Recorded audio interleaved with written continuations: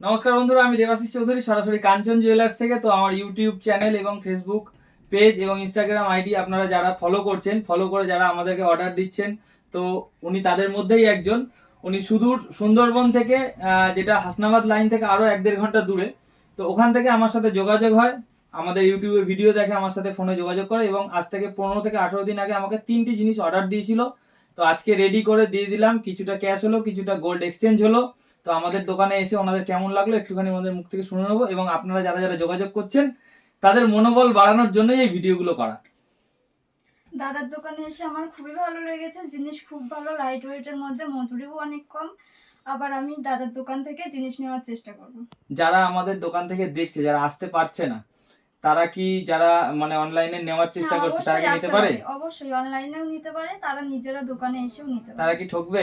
না, ঠকার কোনো জায়গা নেই। আমিও বারবার বলছি, ঠকার কোনো জায়গা নেই। আপনারা যারা অনলাইনে দেখছেন, যে যত দূর থেকে দেখে থাকুন না কেন, বাড়িতে বসে অর্ডার করুন, বাড়িতে বসে ডেলিভারি পেয়ে যাবেন।